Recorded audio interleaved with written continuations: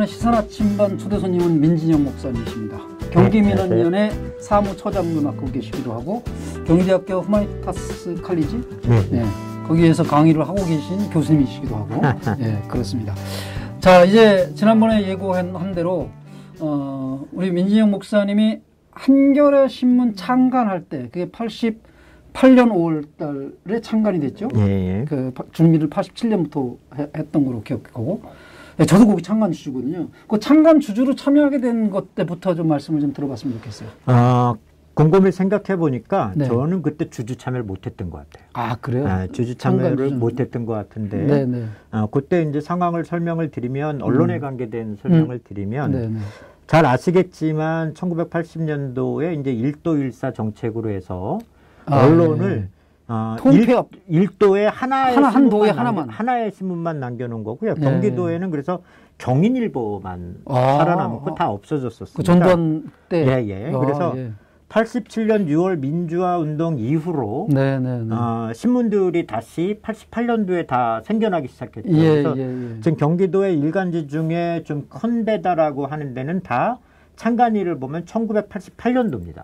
그래서 87 6월항쟁이 그래서 굉장히 중요한 거죠. 왜냐하면 민주노총도 조합원들도 많이 조합도 늘어났지만 지역의 언론들도 다 복귀가 된 거고요. 그래서 모 언론은 1988년 8월 8일 8시 8분 8초에 윤정기를 돌렸다라고 그래서 제가 사주가 중국 사람이나 왜 이렇게 팔자를 좋아하냐라고까지도 할 정도로 했었는데 아까 말씀드리면 그 한겨레 주주 문제는 제가 가만히 생각해 보니까 그 당시 그런 논의에서 했었는데 참여는 못했던 것 같아요. 그 시기를 놓쳤던 것 같아요. 그때 어쨌든 하여간 조선 조중동 중심으로 해직됐던 분들이 모여서 이제 말지라는 거 만들어서 이제 그때 불법 잡지, 월간지, 처음엔 무크로 시작했던가 하여간. 그러고 나서 이제 이 한 달에 한 번씩 나오는 이 잡지 가지고는 좀 안 되니 일간지를 한번 창간해보자. 그러면서 이제 처음으로 주식이라는 거를 이제. 처음이자 마지막이죠. 주식. 그거를 좀 샀던 기억이 나고 그렇게 해서 참여를 했는데 그 신문이 이제 나오면서 이제 그때는 뭐 오탈자도 엄청 많았어요. 대학 신문보다 못하다 막 이런 평가지 나올 정도로 막 창간호 같은 경우 막 그랬었는데 그래도 윤정기 돌아가는 그 중고 윤정기 국민들이 거둔 돈이니까 가난했죠 한겨레가. 지금도 그렇지만 지금은 많이 또 맛이 갔다는 얘기도 많이 들리고 그래서 좀 아쉽긴 한데 하여튼 그때 윤정기 돌아가는 거고 막 또 눈물 흘리고 그랬다고 그런 얘기도 듣고 언론의 새 지평이 사실은 열렸던 거였어요. 그렇죠. 아마 한겨레 신문이 기존의 신문이 세로 읽혔다라고 한다면 가로로도 됐었고요. 지금 말씀하셨던 말지 후속으로 민원련이 생겨나기도 한 거거든요. 실제적으로 그때 활동했던 분들이 지금의 민원련의 모체가 돼서 전국광역 단위의 언론의 중요성. 언론의 중요성은 다 아시는 것처럼 지난 촛불 시민들이 가장 많이 얘기했던 게 검찰개혁과 언론개혁이거든요. 그만큼 언론이라고 하는 것이 우리 사회에 미치는 영향도 크고 그리고 그것을 바로 봤을 때 우리 사회를 바로 볼 수 있는 중요한 계기가 되는 것이 언론이라고 보실 수 있을 것 같습니다.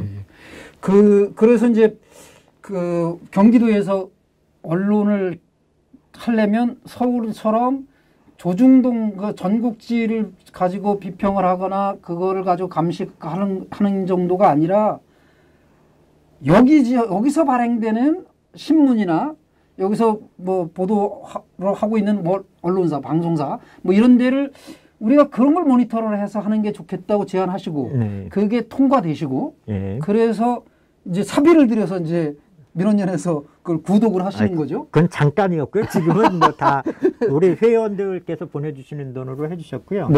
아마 경기 지역에서 언론 운동하는 게 제일 힘든 것 같습니다. 왜냐하면 서울에서는 비판하거나 모니터할 매체가 명확하고요.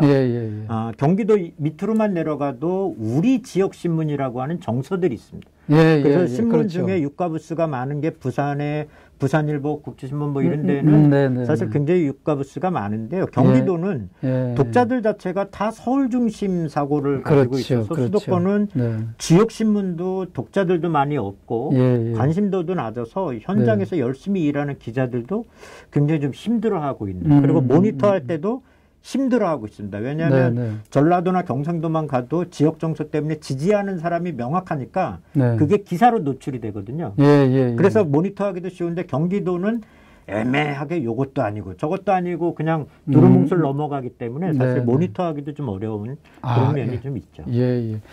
근데 대부분 이제 신문이 중심이 되는 것 같고 경기도에는 그동안 방송사가 OBS 경인방송 그거하고 99.9 경기방송 요거 두 개가 지금 경기방송이 없어졌지요. 없어진 과정이 참 험난했죠. 나중에 그거 한 꼭지 좀 다뤄주시고 자세하게. 그거는 저보다 더 전문가를 제가 추천해 드릴 수도 있습니다. 그래요?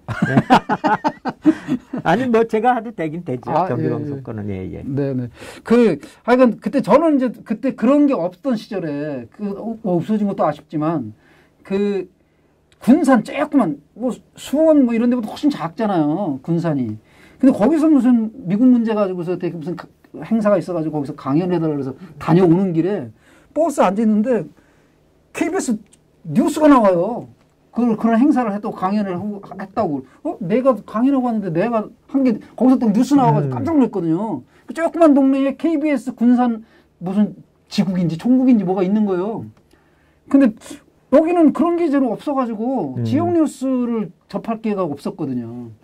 그러니까 그런 부분은 지역으로 가면 뭐 광주 MBC, KBS에서 KBS 총국이 있어서 아예 건물 자체도 있고 거기서 자체적으로 방송을 운영을 하죠. 그렇죠. 그런데 수도권은 그런 게 없었거든요. 과거에는. 그래서 야, 왜 수도권이 배제되냐? 그래서 KBS, MBC, SBS 다 지국처럼 했는데 그냥 한층 정도를 얻어서 기자들 몇 분이 하다 보니까 실제적으로 취재에 대한 접근성이 굉장히 약한 편이죠. 그러니까 경기도의 전국 지역을 다니다 보면 매일 미디어에 대해서 불평하시는 게 우리 지역은 살인사건이라든지 화재만 날 때만 보도가 된다라고 하는 거죠. 그러니까 안 좋은 이미지가 자꾸 양산이 된다라고 말씀을 하셔서 앞으로 미디어의 흐름은 이제 지역성이 강화돼야 되겠다라는 생각은 좀 들죠.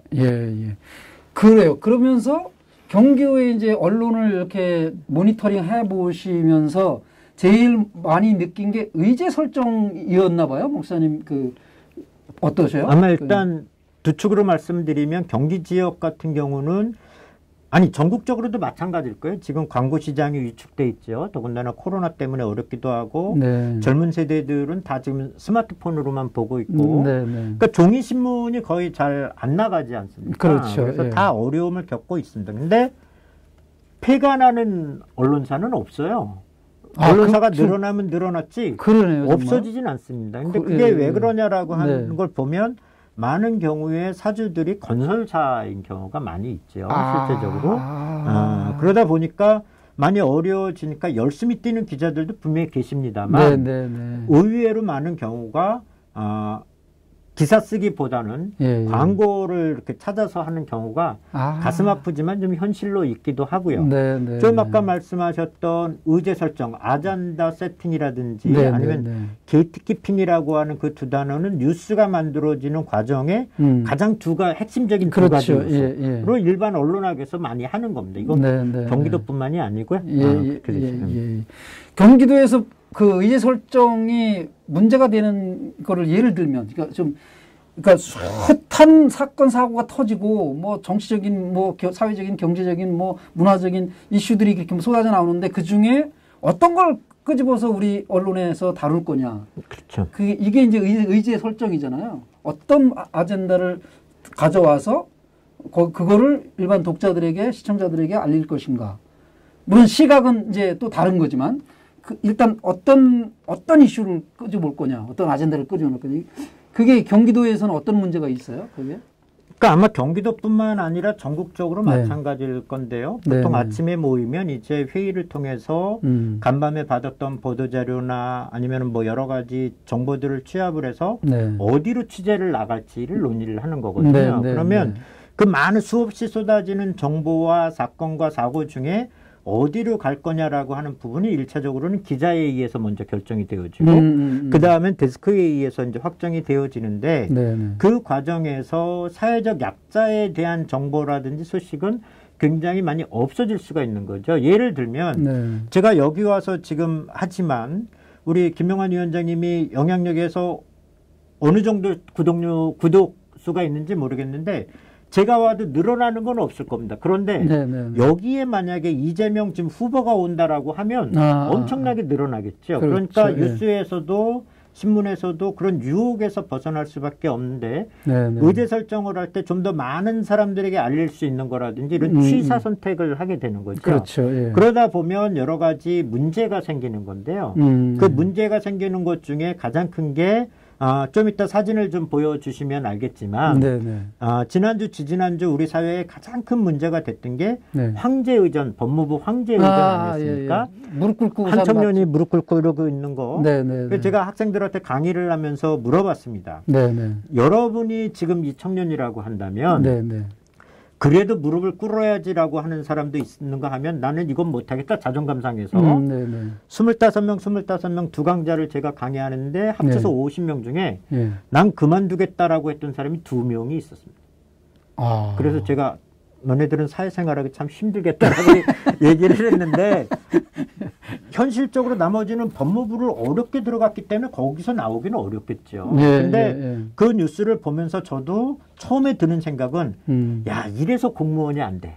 이래서 아직도 너무 위계질서가 강해라고 생각을 했던 거죠. 그러면서 야 우리 사회가 빨리 변해야지라고 했는데 문제는 그 자리에 참여했던 그 많은 언론들이 그걸 보도를 안 한 거죠. 그거 보도가 제대로 된 건 그 다음날 충성인이라고 하는 데서 보도를 한 거거든요. 근데 그 뉴스를 보면 9시에 공항에 도착해서 10시에 진천으로 도착한다라고 해서 기자들이 9시부터 집합을 했고 근데 도착은 12시 10분에 했습니다. 근데 실내에서 기자회견을 하려고 하는데 실내에서 하면 50명밖에 못 들어가니까 기다렸던 기자들이 우리가 기다렸는데 뭔 소리야 밖에서 합시다 라고 해서 그 차가는 우산을 쓰고 오다가 하고 낭독을 하려고 하는데 아시겠지만 그런 분들이 기자들 앞에서 낭독하는 거는 14포인트, 15포인트입니다. 왜냐하면 실수할 수 있을까 봐.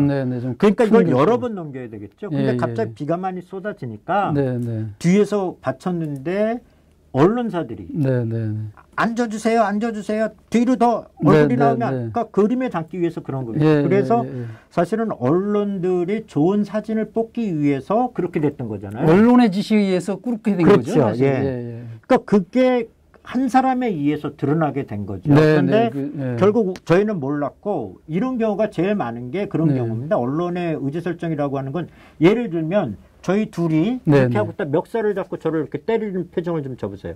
왼손으로 멱살을 잡고. 감히 목사님을 어떻게 괜찮습니다. 지금 웃으면서 멱살 잡으면 사이코패스로 보여요. 인상 딱 쓰고 인상 딱 쓰고 화면을 좀 딱 보시고 이렇게 주먹 쥐시고 왼손 자 됐습니다. 자 지금 만약에 이 장면을 제 뒤에서 찍으면 김용환 위원장님이 사진에 나오겠죠. 그러면서 기사 제목은 뭐라고 나올까요? 유튜버 갑질 어디까지 왔나? 게스트 불러놓고 갑자기 주먹질 이렇게 나오는 거죠. 그러면 많은 사람들은 야 진짜 나쁜 사람이야 이러는데 일부 합리적인 사람은 설마 내가 아는 김용환은 그럴 리가 없어 그러면서 전문가에게 맡깁니다. 근데 조명이라든지 이런 걸 보니까 이 사진은 조작되는 거 근거가 없다. 라고 하면 그걸 들은 사람은 그거를 진실로 받아들이게 되는 거죠. 역으로 반대로 위원장님 뒤에서 저를 찍으면 제가 때리려고 하는 거가 잡히겠죠. 그러면 코로나 우울증 어디까지 왔나? 집에서 있다가 모처럼 외출한 민준형 자담에 좀 갑자기 울분 못 참고 폭행. 웃을 일이 아닌데 정말 그렇게 나올 수 있는 거예요. 그럼 아까도 말씀드렸던 것처럼 일부 합리적이라고 하는 사람은 야 민주적이 그럴 리가 없어 조작된 거야 라고 하는데 그 사진은 겉으로 볼 때 조작된 게 없는 거죠. 그런데 이 화면으로 보시는 분들은 저희를 다 보지 않습니까? 그럼 결국은 이건 쌍방의 문제라는 거죠. 제3자가 봤을 때는. 근데 언론이 어디에서 카메라를 비추고 어디에서 펜대를 들고 있느냐에 따라서 전혀 다른 뉴스가 보도되는 거죠. 그게 일반적으로 많이 했던 게 경기도 같은 경우는 평택 대출이 안에 있을 때는 경찰들이 진압하면서 들어오는 장면이 찍히는 거죠. 그러니까 경찰의 공권력의 폭력이 다가오는데 문제는 그 안에 들어온 사람들은 대부분 다 온라인 뉴스라든지 한겨레 기자까지만 들어오고 나머지는 다 온라인이고요. 진영파들은 다 경찰 뒤에서 쫓아왔습니다. 왜? 카메라가 비싸서 그런지 몰라도 안전하게 뒤에서 오면 그 안에서 못 들어오게 저항하는 사람들이 화면에 나오지 않습니까? 그러네요, 정말. 그럼 보도는 뭐라 그래요? 대출이 주민은 연세가 많은데 여기 화면에 나오는 사람은 청년들이죠. 그러면 제3 세력의 개입, 외부 세력 개입 이렇게 보도가 나오고 그거는 화면에 나오니까 누가 봐도 지금 대출위에는 불순 세력이 개입하고 있는 것처럼 느껴지는 거죠. 그거는 뭐 민주노총도 그렇고 집회 때도 어디에서 카메라를 들이대느냐에 따라서 전달되어지는 거는 전혀 다른 거죠. 그래요. 지금 목사님 말씀하신 대로 경찰들하고 같이 들어오는 기자들의 시각, 카메라만 거기 있고 몸만 거기 있는 게 아니라 시각 자체가 경찰의 시각이에요. 그렇죠. 저 사람들은 당연히 쫓아나가야지, 쫓겨나야지, 아니, 니들은 태어나길 그렇게 태어났는데 왜 나라에서 한다는 일에 딴지를 걸고 그래. 그런 시각이 있는 사람들이 이제 그 짓을 하는 거죠. 물론 이제 아닌 분들도 있겠죠. 아닌 분들도 있는데 문제는 뭐냐면 그 오랜 시간 동안 촬영을 했던 거를 방송에 내보내는 시간은 굉장히 짧습니다. 보통 TV 같은 경우는 한 꼭지를 1분 30초 정도로 보거든요. 그러면 몇 시간을 찍어서 거기에 보낼 수 있는 걸 취사 선택할 때는 가장 폭력적이고 자극적인 영상을 취해야 되는 거죠. 인터뷰할 때도 그런 경우 많지 않습니까? 5분을 인터뷰를 하거나 10분을 인터뷰해도 악마의 편집이라고 그래서 일부분만 딱 잘라서 하게 되면 그리고 음성이 나가죠. 제 목소리 맞아요. 근데 앞뒤 다 자르면 제가 말한 거랑 전혀 다른 게 나가는 그렇죠. 그런 과정이 있게 되는 거죠. 그러고 보니까 아까 목사님 말씀하신 그 언론개혁과 검찰개혁을 국민들이 원했고 이제 같이 외치고 다녔는데 언론과 검찰이 공통점이 있네요. 보니까 검찰들이 기소를 안 하면 살인을 했어도 그냥 살인범이 아닌 거예요. 판사가 처벌할 줄 못하잖아요. 근데 언론도 어떤 사실을 보도하지 않고 엉뚱한 걸 갖다가 요걸 봐 니들은 내가 골라주는 걸 봐야지. 내가 골라주는 거 읽어. 이렇게 정말 딱 의제를 설정해다가 갖다 놓고 요거 봐. 요거 읽어. 이렇게 하는 나머지는 모르는 거잖아요. 그렇죠. 아까 충청인 거기가 그런 보도를 안 했으면 기자들이 더 앉으세요, 뒤로 가세요, 막 이런 얘기를 하면서 그 사람이 이제 음주운전을 하면서 거기까지 간 건데 그거 충청인이 안 했으면 아마 일반 저 같은 경우도 정말 차관 참 아직도 그런 차관이 다 있어 이렇게 그냥 하고서 차관 욕하고 끝나잖아요. 그렇죠. 그게 차관으로 끝나는 게 아니라 이제 문재인 정권 쪽까지도 막 이제 이어지는 거죠. 이제 대선이 다가오고 있으니까. 그게 굉장히 중요하다고 느껴지네요, 지금. 그래서 이제 두 번째 사진을 좀 보여주시면 두 번째 사진에 이것도 참 문제가 됐던 거고 미국에서는 이걸 더 큰 소송으로 하겠다라고 하는데요. 이 조선일보에서 사용한 일러스트, 성범의 여성에 대한 고발 기사인데 이 일러스트가 나오면서 다들 깜짝 놀란 게 이거는 누군가를 지칭 연상케 하는 명확한 의도가 드러난 거죠. 이거는 뭐 실수일 수가 없죠. 그렇죠. 의도적으로. 근데 이제 이거를 보게 되면 저희들이 뭐 이런 기사가 다 있어 그리고 넘어갈 수 있겠다라고 생각하지만 무의식적으로 그 이미지가 남는 거거든요. 그렇죠. 안 좋은 이미지가. 근데 이렇게 불순한 의도로 일러스트라든지 이런 것들을 지속적으로 넣는 것들. 그러니까 그거는 어떤 정보를 전달하면서 객관적이고 저널리즘을 지켜야 되는데 자신들의 의도를 가지고 가짜뉴스라든지 이런 거를 하는 것도 지금 우리 사회에 만연한 거고 그래서 언론중재법이라고 하는 게 지금 우리 사회에 화두가 되고 있지 않습니까? 언론중재법은 따로 또 한 꼭지를 좀 다뤄 계속 출연하시죠. 점점 많아지는 것 같아서 말을 좀 줄여야 될 것 같아요. 언론중재법도 별도 의제로 좀 다루고 정말 충격적인 거예요. 이거는 의제 설정이라기보다 이건 완전히 왜곡이잖아요. 그렇죠. 그 왜곡이고 사실은 가짜 뉴스를 생산하는 거죠. 그런 것들하고 시각도 담겨 있지만 근데 폭넓게는 이제 의제 설정 속에도 들어가긴 할 텐데 이런 왜곡 보도가 나오면 지금 그래서 이게 뭐 실명을 대해서 한번 얘기해 볼까요? 조국 장관과 그 딸을 아주 이제 파렴치한 그 파렴치범들 그런 부녀로다 이렇게 하는 그 일러스트였는데 지금 소송을 했나요? 한다고까지만 제가 들었던 것 같은데. 저도 뭐 그 이유는 아직 잘 모르겠습니다. 아, 예. 아, 이거 미국에는 이제 그런 식으로 하면 뭐 몇 천억 정도 얘기가 나오더라고요. 그 당시에. 그 징벌적 손해배상이 충분히 가능하다고 미국의 어떤 변호사가 글 올려놓은 것까지 봤는데, 예. 지금 조선일보는 그거 내렸지요? 그렇죠. 그 영상? 바로 내렸습니다. 네네. 근데 뭐 그게 이제 지속적으로 됐기 때문에 문제고요. 네네. 근데 결론적으로 말씀드리면 왜 이런 과정이 일어나느냐라고 하는 게 결국 이제 게이트키핑이라고 하는 거거든요. 아, 게이트키핑. 그거는 이제 다음 주제로 다 좀 남겨놓고 예. 시간이 좀 어느 정도 가고 있으니까 목사님 약간 진을 뽑는다 생각을 하시고 예. 그래요. 지금 이제 오늘 뭐 의제 설정에 관한 언론의 문제점 가운데 의제를 어떤 것을 이제 기사 제목으로 뽑느냐, 어떤 사안을 갖도록 하느냐, 어떻게 사실을 왜곡하느냐 이런 얘기를 좀 목사님 통해서 들었습니다. 예. 고맙습니다. 계속 출연해 주실 거죠? 그거 확답할 수 없습니다. 예. 자, 시청자 여러분들의 여러 같은 성원을 기대합니다. 그래야 목사님 계속 좀 모실 수 있을 것 같습니다. 언론 얘기 좀 끝까지 하면 파고 좀 듣고 싶거든요. 근데 하여간 그렇습니다. 네, 오늘 초대 손님은 역시 경기민원련의 사무처장으로 계신 민진영 목사님, 민진영 교수님이었습니다. 시청해주신 여러분께 감사드립니다. 주셔서 고맙습니다. 네.